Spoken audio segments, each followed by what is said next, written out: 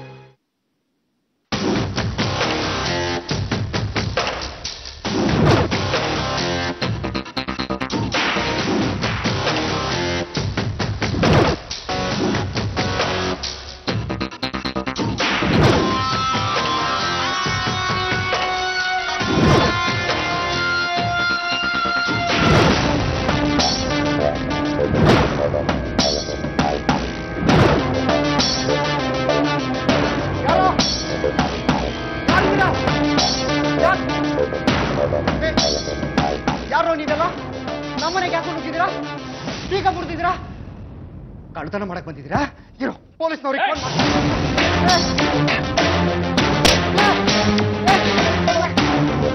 ಎಲ್ಲ ಅವನು ಯಾರು? ನೀನ್ ಕಿಡ್ನಾಪ್ ಮಾಡ್ಕೊಂಡು ಕೂಡ ಹಾಕಿದ್ಯಲ್ಲ ಅವ್ರೆಲ್ಲಿ? ನೋಡಿ, ನಾನಂತ ಕೆಲಸ ಮಾಡೋಣಲ್ಲ. ನಾನ್ ಜೆಂಟಲ್ಮನ್. ನೆಟ್ಟಿಗೆ ನಮ್ಮ ಮನೆ ಬಿಟ್ಟು ಹೋದ್ರೆ ಸರಿ, ಇಲ್ಲ ಅಂದ್ರೆ ನೆಟ್ಟಿಗೆ ನಿಜ ಹೇಳಿದ್ರೆ ಸರಿ, ಇಲ್ಲ ಅಂದ್ರೆ ಏನೋ ಮಾಡ್ತೀರಾ? ಏನೋ ಮಾಡ್ಕೊಳಕ್ ಸಾಧ್ಯ ನಿಮ್ಗೆ?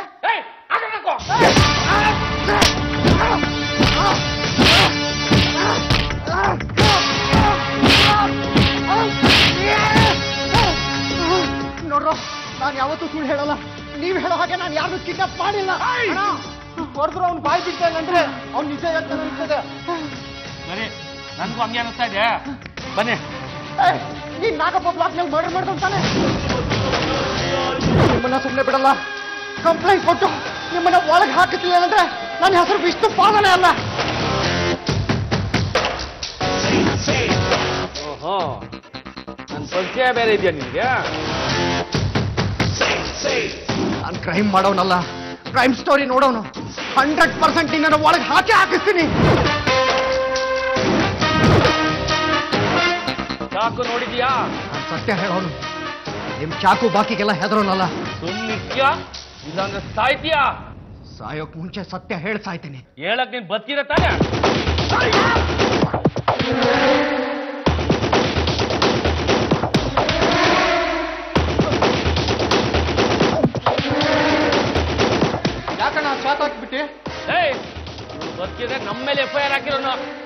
ಗೊತ್ತಾ? ಬನ್ನಿ.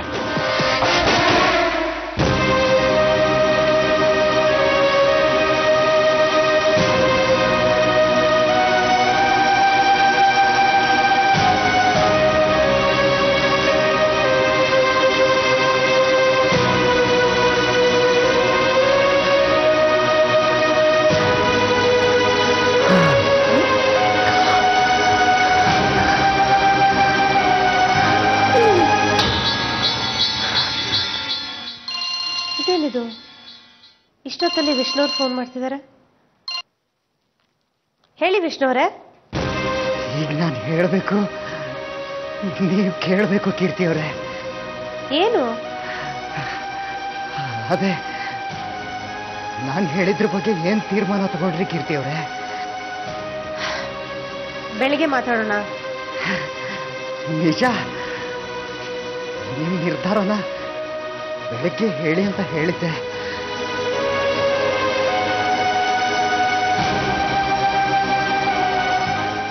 ಆದ್ರೆ ಬೆಳಗ್ಗೆವರೆಗೂ ನನಗೆ ಕಾಯಕ್ಕಾಗಲ್ಲ ಕೀರ್ತಿ ಅವರೇ. ನೋಡಿ ವಿಷ್ಣುವ್ರೆ, ದಯವಿಟ್ಟು ಕೀರ್ತಿ ಅವರೇ ಇಲ್ಲ ಅನ್ಬೇಡಿ ಪ್ಲೀಸ್. ನೀವು ರಾಘವ ಚೆನ್ನಾಗಿ ಸಂಸಾರ ಮಾಡೋದನ್ನ ನಾನು ನೋಡ್ಬೇಕು. ಇದನ್ನ ನನ್ನ ಕೊನೆ ಆಸೆ ಅನ್ಕೊಂಡು ನೆರವೇರಿಸ್ಕೊಡಿ ಪ್ಲೀಸ್. ವಿಷ್ಣುವ್ರೆ ಪ್ಲೀಸ್, ಏನೇನೋ ಮಾತಾಡ್ಬೇಡಿ. ಆಸೆಗಳಿಗೆ ಕೊನೆ ಅನ್ನೋದೇ ಇರಲ್ಲ. ಕೊನೆ ಆಸೆ ಅಂತ ಬರೋದು ಸಾಯಕ್ ಮುಂಚೆ ಮಾತ್ರ. ಈಗ ನಾನು ಸಾಯ್ತಾ ಇದ್ದೀನಿ ಅಂತಾನೆ ಅನ್ಕೊಳ್ಳಿಬೇಕಾದ್ರೆ ಬಿಡ್ತು ಅನ್ನಿ ವಿಷ್ಣುವ್ರೆ. ಯಾಕೆ ಸಾಯೋ ಮಾತಾಡ್ತಿದ್ದೀರಿ? ನೀವ್ ಸತ್ರೆ ನಿಮ್ ತಾಯಿಗೆ ಯಾರ್ ಗತಿ? ಯಾವಾಗ್ಲೂ ಮದರ್ ಇಂಡಿಯಾ ಅಂತಿರ್ತೀರಿ. ಮಾತೆತ್ತಿದ್ರೆ ನಿಮ್ ತಾಯಿಗೆ ಫೋನ್ ಮಾಡಿ ಮಾತಾಡ್ತಿರ್ತೀರಿ. ಎಷ್ಟು ವಿಚಿತ್ರ ನೋಡಿ ಕೀರ್ತಿ ಅವರೇ. ನಾನು ಯಾವಾಗ್ಲೂ ನಮ್ಮಮ್ಮನ ಹತ್ರ ಮಾತಾಡ್ತಾ ಇರ್ತೀನಿ, ಆದ್ರೆ ನಮ್ಮಮ್ಮ ನನ್ನ ಜೊತೆ ಮಾತಾಡೋದೇ ಇಲ್ರಿ. ಏನು? ಹೌದು ಕೀರ್ತಿ ಅವರೇ, ಇಡೀ ಜಗತ್ತಿಗೆ ನಾನು ಅಮ್ಮನ ಜೊತೆ ಇದ್ದೀನಿ ಅಂತ ಗೊತ್ತು, ಆದರೆ ನಾನಿರೋದು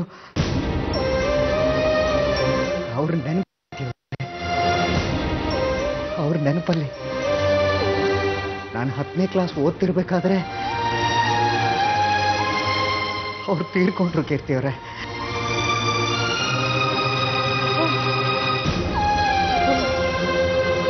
ಐಮ್ ಸಾರಿ.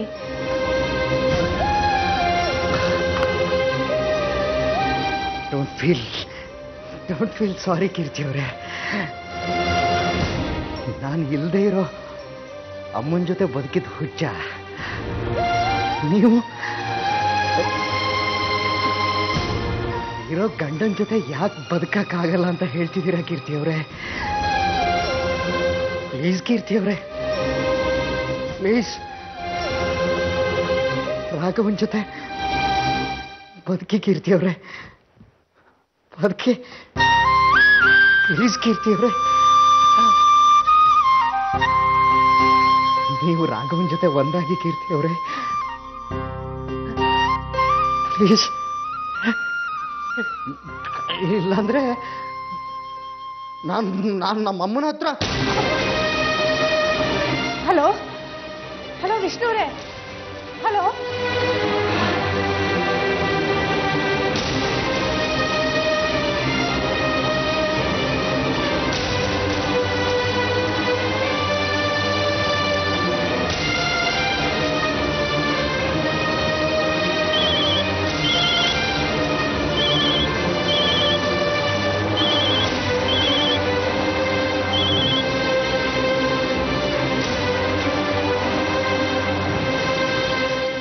ಮಾಡ್ಕೊಂಡು ನನ್ನ ಫೋನ್ ರಿಸೀವ್ ಮಾಡ್ತಿಲ್ಲ ಅಂತ ಕಾಣುತ್ತೆ.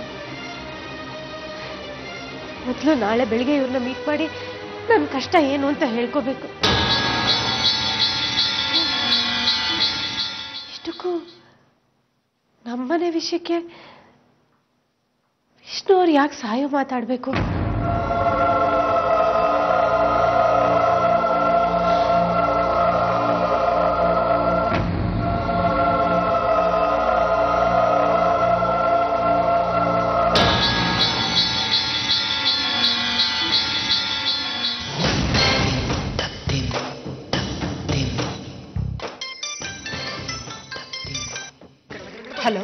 ಹಲೋ ಮೇಡಮ್, ನಾನು. ಗೊತ್ತಾಯ್ತು. ಅಪ್ಪ ಸಿಕ್ಕಿದ್ರಾ? ಇಲ್ಲ ಮೇಡಮ್, ಅವ್ನ ಮನೆಯೆಲ್ಲ ಹುಡುಕಿದ್ವಿ, ಅದೆಲ್ಲೂ ಸಿಗ್ಲಿಲ್ಲ. ಅವನ್ಗೆ 4 ಬಿದ್ದು ಕೇಳು ಅಂತ ಹೇಳಿರ್ಲಿಲ್ವಾ? 2 ಮೇಡಮ್, 20 ಹೊಡೆದ್ವಿ, ಆದ್ರೆ ಅವ್ನು ಬಾಯಿ ಬಿಡ್ಲಿಲ್ಲ. ಹೋದ ವರ್ಷ ನಾಗಪ್ಪ ಬ್ಲ್ಯಾಕಲ್ಲಿ ಸೀನಿಗೆ ಬುಲೆಟ್ ಹಾಕ್ಸಿ ನೀನೇ ಅಲ್ವಾ ಅಂತ ಕೇಳ್ದ. ಏಯ್, ಆ ಡೀಟೇಲ್ಸ್ ಎಲ್ಲ ನನಗೆ ಯಾಕೋ ಬೇಕು? ಬೇಕು ಮೇಡಮ್, ಯಾಕೆ ಅಂದ್ರೆ ಅವನ್ನ ಅಲ್ಲೇ ಮುಗಿಸ್ಬಿಟ್ಟೆ.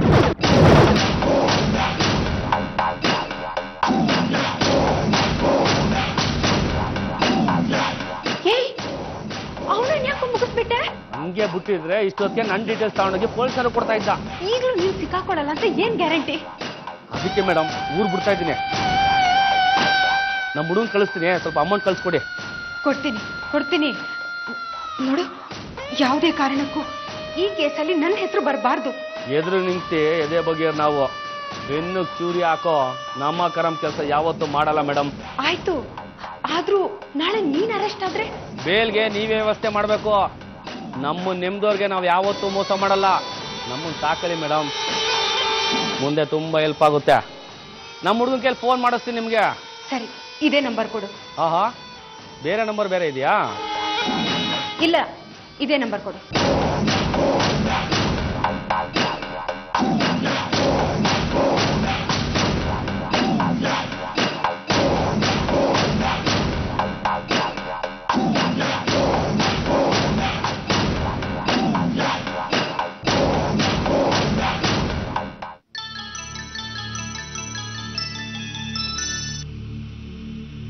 ಹಲೋ, ಹೇಳೋ. ಏನ್ ಬೆಳಗ್ಗೆ ಫೋನ್ ಮಾಡ್ಬಿಟ್ಟಿದ್ಯಾ? ಆಫೀಸಿಗೆ ಬರ್ತಿಲ್ವಾ? ಅದ್ ಸರಿ, ವಿಷಯ ಗೊತ್ತಾಯ್ತೇನೋ? ಯಾವ ವಿಷಯ? ನ್ಯೂಸ್ ನೋಡ್ಲಿಲ್ವಾ? ಯಾಕೋ, ಏನಾಯ್ತು? ವಿಷ್ಣು ಮರ್ಡರ್ ಆಗ್ಬಿಟ್ಟಿದ್ದಾನೆ ಕಣೋ.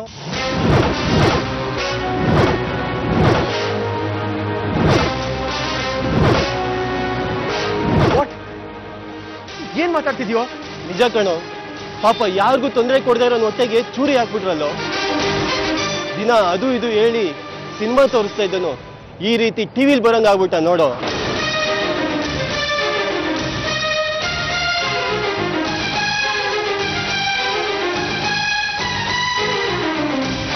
ಕೊಡಮ್ಮ, ನೀನು ಬೇರೆ ವಾರ ಭವಿಷ್ಯ ನೋಡ್ಬೇಕು ನಾನು. ರಿಮೋಟ್ ಯಾರ ಹತ್ರ ಇದೆ? ರಿಮೋಟ್ ಯಾರ ಹತ್ರ ಇದೆ? ನನ್ನ ಹತ್ರ ಇದೆಯಪ್ಪ. ಏನಪ್ಪ? ಒಂಚೂರು ನ್ಯೂಸ್ ಚಾನಲ್ ಹಾಕಿ ಮಾವ, ನ್ಯೂಸ್ ಚಾನಲ್ ಹಾಕಿ. ಅಲ್ಲ, ತಗೊಳಪ್ಪ, ನೀನೇ ಅದು ಯಾವ್ದು ಬೇಕು ಹಾಕೋ. ಈ ಕೊಲೆ ಸುದ್ದಿ ನೋಡೋಕೆ. ಅಯ್ಯೋ ಕರ್ಮ. ಇದೀಗ ಬಂದ ಸುದ್ದಿ. ನಗರದಲ್ಲಾಗುತ್ತಿರುವ ಕೊಲೆಗಳ ಪಟ್ಟಿಗೆ ಇನ್ನೊಂದು ಹೆಸರು ಸೇರಿದೆ, ವಿಷ್ಣುಪಾದ. ಇವರು ವಿನ್ಯಾಸ್ ಕ್ರಿಯೇಟರ್ಸ್ ಕಂಪನಿಯಲ್ಲಿ ಕೆಲಸ ಮಾಡುತ್ತಿದ್ದು. ಅವತ್ತು ಇವನೇ ಅಲ್ವಾ ನಮ್ಮ ಮನೆಗೆ ಬಂದಿದ್ದು?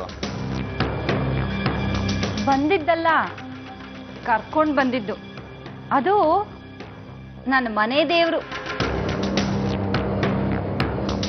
ವೈ, ಅದ್ಯಾಕೆ ಅಷ್ಟು ವ್ಯಂಗ್ಯವಾಗಿ ಹೇಳ್ತೀಯಾ? ನಮ್ಮನೆಗೆ ಬಂದು ಮದುವೆ ಆಗಿರೋ ಕೀರ್ತಿಗೆ ಐ ಲವ್ ಯು ಅಂತ ಹೇಳಿದ ಮಹಾನುಭಾವ ಇವನೇ ಅಲ್ವಾ? ಪಾಪ, ಒಳ್ಳೆ ಹುಡುಗ, ಯಾರಿಗೂ ಕೆಟ್ಟದ್ ಬಯಸ್ದಿರೋ ಹುಡುಗ. ಅವ ನೀವೇ ಮೆಚ್ಕೋಬೇಕು. ನಿಮ್ ಮಗನ ಬಾಳಲ್ಲಿ ಬಂದು ಅಷ್ಟೆಲ್ಲ ರಗಳೆ ಎಬ್ಸೋದವನ್ನ ಒಳ್ಳೆಯವನು ಅಂತ ಹೇಳ್ತಿದ್ದೀರಲ್ಲ. ದಯವಿಟ್ಟು ಬಾವ, ತೀರ್ಕೊಂಡವ್ರ ಬಗ್ಗೆ ಹಾಗೆಲ್ಲ ಕೆಟ್ಟದಾಗಿ ಮಾತಾಡಬೇಡಿ. ಅಲ್ಲ, ಇರೋ ವಿಷಯ ಹೇಳಿದ್ರೆ ನಿಮ್ಗೆಲ್ಲ ಯಾಕಿಷ್ಟು ಸಿಟ್ಟು ಬರುತ್ತೋ ನನಗಂತೂ ಅರ್ಥ ಆಗ್ತಿಲ್ಲ. ಇಲ್ಲಿ ಬಂದು ಲವ್ ಪ್ರಪೋಸ್ ಮಾಡಿದ ಹಾಗೆ ಬೇರೆ ಮನೆಗೂ ಹೋಗಿ ಇದೇ ಕೆಲಸ ಮಾಡಿರ್ತಾನೆ. ಎಲ್ಲಾ ಗಂಡಂದ್ರು ನಮ್ ರಾಘವಂತರ ಒಳ್ಳೆಯವರೇ ಆಗಿರಲ್ವಲ್ಲ. ಯಾವನೋ ಒಬ್ಬ ನೋಡ್ಕೊಂಡು ಸೂಪರಿ ಕೊಟ್ಟು ಢಮ್ ಅನ್ಸಿರ್ತಾನೆ. ಇಷ್ಟಕ್ಕೂ ಇದು ನಮ್ಮ ಕುಟುಂಬಕ್ಕೆ ಸಂಬಂಧಪಟ್ಟ ವಿಷಯ ಅಲ್ವಲ್ಲ. ಬಿಡಿ, ಯಾಕೆ ಸುಮ್ಮನೆ ಇದ್ರ ಬಗ್ಗೆ ಚರ್ಚೆ? ಇದು ನನಗೆ ಸಂಬಂಧಪಟ್ಟ ವಿಷಯ. ಪ್ಲೀಸ್, ಎಲ್ಲರೂ ನಿಮ್ಮ ಮಾತುಗಳನ್ನ ನಿಲ್ಲಿಸಿ. ಅವನು ನನ್ನ ಗೆಳೆಯ. ಇಂಥ ಸಭ್ಯ ವ್ಯಕ್ತಿಯ ಕೊಲೆ ಯಾವ ಕಾರಣಕ್ಕಾಯಿತು ಎನ್ನುವುದು ಪೊಲೀಸರಿಗೂ ಬಿಡಿಸಲಾಗದ ಕಗ್ಗಂಟಾಗಿದೆ.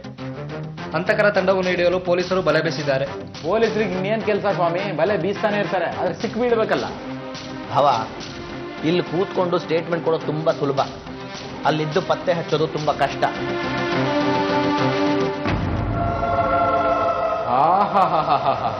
ರಾಘವ, ನಿಂದು ನಿಮ್ಮ ಅಪ್ಪಂದು ಒಂದೇ ಬುದ್ಧಿ ಕಣ. ಕೆಟ್ಟವ್ರ ಬಗ್ಗೆ ಸಹಾನುಭೂತಿ ತೋರಿಸೋ ಗುಣ ಏನಯ್ಯ ಇದು. ಅದೇ ಕಾರಣಕ್ಕೆ ನೀವಿನ್ನೂ ಈ ಮನೇಲಿರೋದು. ಕೀರ್ತಿ,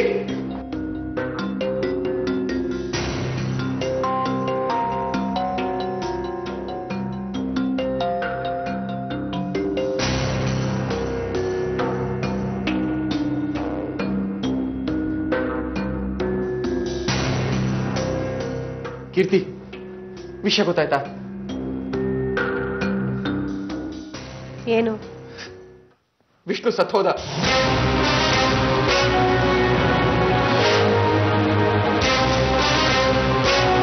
ಏನ್ ಹೇಳ್ತಿದ್ದೀರಿ ರಾಘವ್? ಹೌದು ಕೀರ್ತಿ, ನಿನ್ನೆ ರಾತ್ರಿ ಅವನನ್ನು ಯಾರೋ ಮರ್ಡರ್ ಮಾಡಿದ್ದಾರೆ.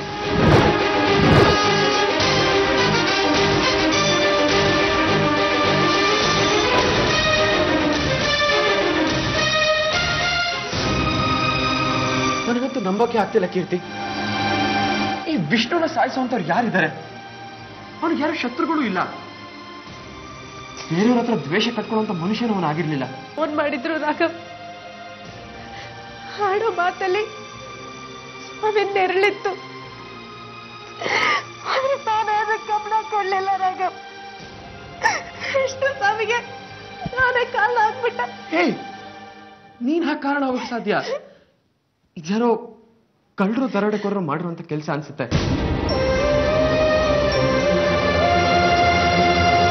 ಅಂದ್ರೆ ವಿಷ್ಣು ಮನೇಲಿ ಕಳ್ತನ ಆಗಿದ್ಯಾ? ಇಲ್ಲ ಕೀರ್ತಿ, ನ್ಯೂಸ್ನಲ್ಲಿ ಅದ್ರ ಬಗ್ಗೆ ಏನು ಹೇಳಿಲ್ಲ. ಅಂಜಲಿ ತಂದೆ ಒಂದಷ್ಟು ದಿನ ಆ ಮನೇಲಿ ಇದ್ರು ಅನ್ನೋದೇ ತೊಂದರೆ ಆಯ್ತಾ? ಒಂದ್ ವೇಳೆ ಹಾಗಿದ್ರೆ ಆ ಮನೆ ಹುಡುಕಿದ್ಯಾರು? ಅದ್ರ ಹಿಂದೆ ಅಂಜಲಿ ಕೈವಾಡ ಏನಾದ್ರೂ ಇದೆಯಾ? ಕೀರ್ತಿ, ಏನ್ ಯೋಚನೆ ಮಾಡ್ತಿದ್ಯಾ? ಶಾರದತ್ತೆ ಸಾವಾಯ್ತು. ಈಗ ವಿಷ್ಣು ಅವರು ಸತ್ರು. ಎರಡಕ್ಕೂ ಕಾರಣ ನಾನೇ. ಆದ್ರೆ ಕೊಂದವಳು ಅಂಜಲಿ. ಕೀರ್ತಿ, ಏನ್ ಯೋಚನೆ ಮಾಡ್ತಿದ್ಯಾ? ಒಳ್ಳೆ ಉದ್ದೇಶ ಕೂಡ ಇನ್ನೊಬ್ಬರಿಗೆ ಕೆಟ್ಟತನ ಮಾಡುತ್ತೆ ರಾಘವ್.